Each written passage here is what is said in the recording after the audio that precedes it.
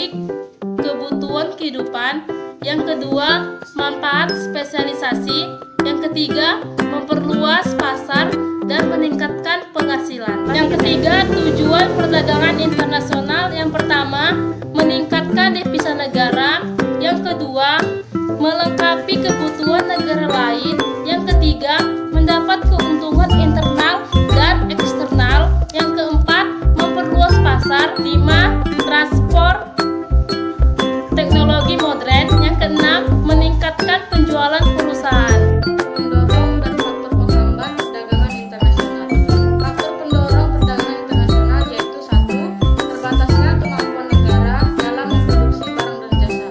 Kedua, perbedaan sumber daya alam, iklim, sosial budaya. 3. Tuntutan era globalisasi.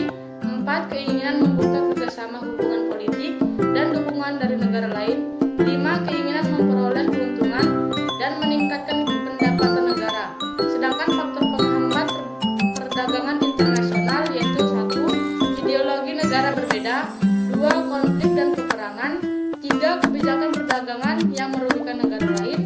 4. Perbedaan kepentingan tiap-tiap negara. Dan 5. Ketidakstabilan kurs mata uang asing. 5. Dampak positif dan dampak negatif perdagangan internasional. Pertama, dampak positif perdagangan internasional yaitu antara lain terpenuhinya kebutuhan dalam negeri, meningkatnya investasi dan pertumbuhan ekonomi, perolehan devisa, meningkatnya kualitas produk dalam negeri, meningkatnya taraf hidup masyarakat, semakin eratnya hubungan antar negara, serta majunya ilmu pengetahuan dan teknologi atau IPTEK. Sedangkan dampak negatif perdagangan internasional yaitu antara lain berkurangnya minat terhadap produk dalam negeri, timbulnya ketergantungan pada negara yang menghasilkan produk impor, terjadinya persaingan usaha yang tidak sehat, tambahnya perkembangan sektor industri dalam negeri, bertambahnya jumlah pengangguran, serta munculnya imperialisme ekonomi dalam bentuk modern yang dilakukan oleh negara maju terhadap negara berkembang. Konsep pembayaran perdagangan internasional terbagi menjadi 2. Pertama, 1. Alat pembayaran internasional. Pembayaran internasional dapat dilakukan dengan cara pembayaran tunai dan non-tunai. Pembayaran secara tunai dapat dilakukan dengan cek, wesel bank, dan telegraphic transfer. Pembayaran non-tunai dapat dilakukan dengan cara pembayaran kemudian, commercial bill of exchange, letter of credit, private composition, dan konsinyasi. Neraca pembayaran internasional. Neraca pembayaran internasional terdiri dari 3 jenis. Pertama, transaksi berjalan. 2. Transaksi modal. 3. Transaksi finansial. Neraca pembayaran memiliki 3 jenis, yaitu neraca pembayaran surplus, neraca pembayaran seimbang, dan neraca pembayaran defisit. Ini kami akan menjelaskan sedikit tentang virus corona. Virus corona atau disebut dengan COVID-19 kini sangatlah berbahaya bagi kita.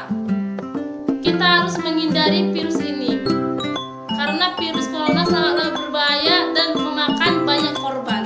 Dan hampir tiap negara telah terkena virus corona atau COVID-19. Bahkan ada orang yang dia terlihat sehat saja, tetapi dia sudah positif COVID-19. Jadi kita tidak tahu kapan virus ini dapat menyerang tubuh kita, karena virus ini bukanlah benda yang dapat kita lihat dengan mata telanjang atau mata terbuka tanpa alat-alat misterius seperti mikroskop dan lain-lainnya. Jadi kita harus menjaga daya tahan tubuh kita seperti rajin berolahraga, makan buah-buahan, dan makan sayuran. Cara lain untuk menghindari virus ini, kita dapat stay at home atau berdiam diri di rumah. Lakukan segala aktivitas dari rumah seperti beribadah di rumah, belajarlah dari rumah, dan berkomunikasi dari rumah. Atau hindari kontak langsung seperti berjabat tangan, seperti tempat-tempat ramai atau kerumunan, dan lain-lain. Kami yakin Kita bersama dapat melawan virus corona. hasil presentasi kami mengenai perdagangan internasional dan cara mengatasi virus corona. Semoga apa yang kami sampaikan dapat bermanfaat bagi kita semua.